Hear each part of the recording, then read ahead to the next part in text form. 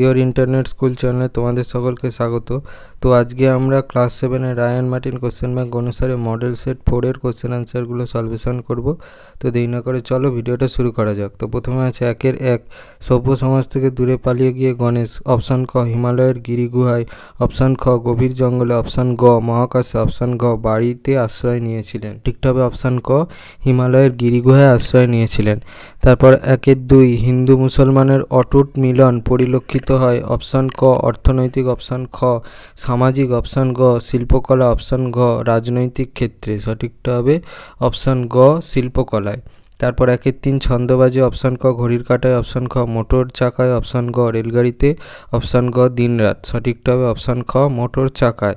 4 তাম্র শব্দটির একটি প্রতিশব্দ। অপশান ক অমৃত, অপশান খ শতদল, অপশান গ কোমল, অপশান ঘ গরল। সঠিকটা হবে অপশান খ শতদল।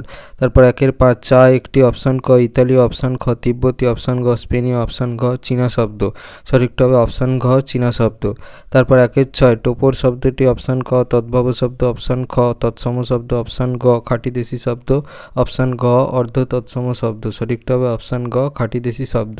তারপর 1-7 রোদ্দুর শব্দটি। অপশান ক তৎসম, অপশান খ তদ্ভব, অপশান গ অর্ধ তৎসম, অপশান ঘ মিশ্র শব্দের উদাহরণ। তবে অপশান গ অর্ধ তৎসম।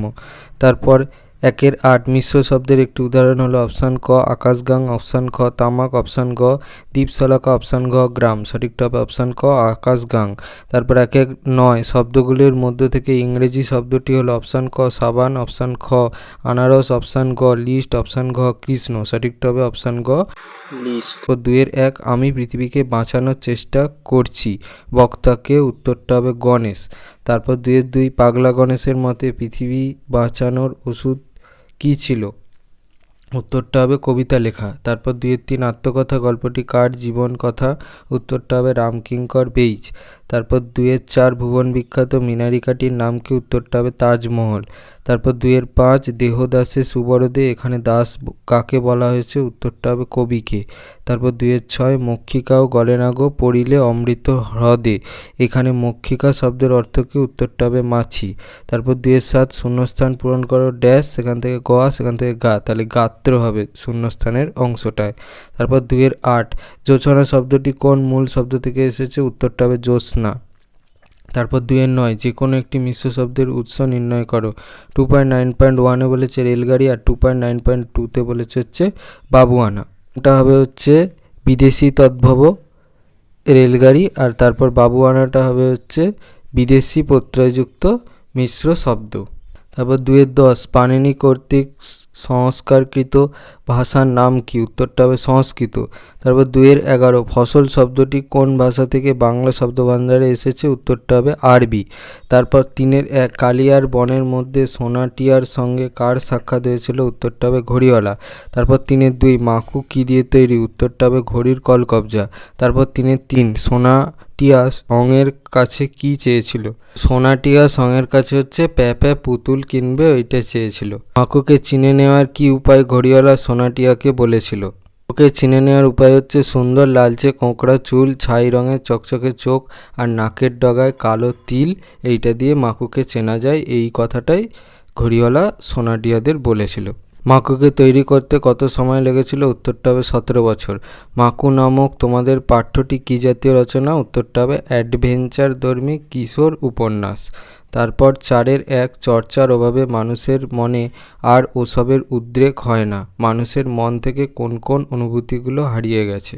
দয়া, মায়া, করুণা, ভালোবাসা ইত্যাদির প্রয়োজন না থাকায় এবং চর্চার অভাবে মানুষের মনে আর ওসবের উদ্রেক হয় না, মানুষের মনে তাই দয়া, মায়া, করুণা, ভালোবাসা ইত্যাদি অনুভূতি আর নেই, হারিয়ে গেছে। তারপর 4-1 অথবা ড্রয়িং শিখতে লাগলো খোকন। খোকন কোথায় ড্রয়িং শিখতো? প্রথম দিকে সে কি আঁকতো?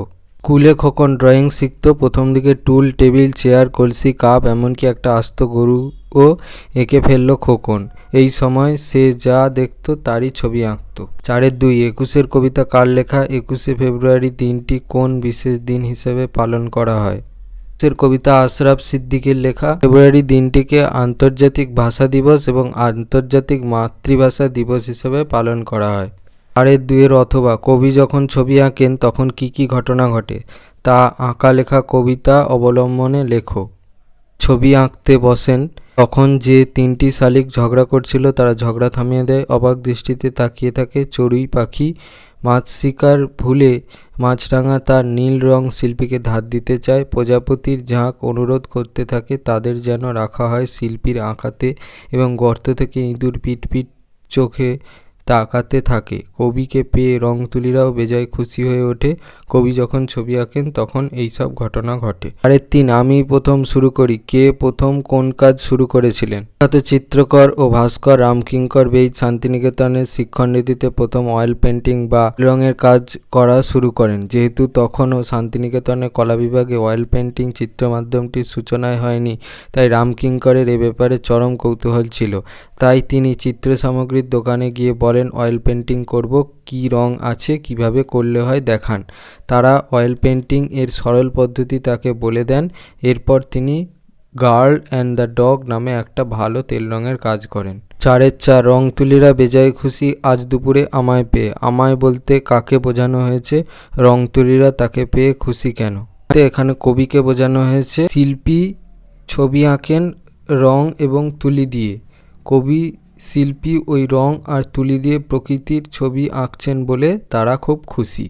4-এর 4 অথবা পদ্য লেখা সহজ নয়। পদ্য লেখা কখন কঠিন হয়ে পড়বে বলে কবিতায় বলা হয়েছে। তখন বোঝা যাবে কিছুই ছন্দহীন নয়। সব ছন্দ যখন কান পেতে আর মন পেতে শোনা সম্ভব হবে, ঠিক তখনই পদ্য লেখা সহজ হবে বলে কবির অভিমত। যখন ছন্দ সুরের সংকেতে ভুবনটাকে চিনে নিলে আমাদের জীবনও হয়ে উঠবে পদ্যময়, এবং তখনই পদ্য লেখা সহজ হবে বলে কবি মনে করেন।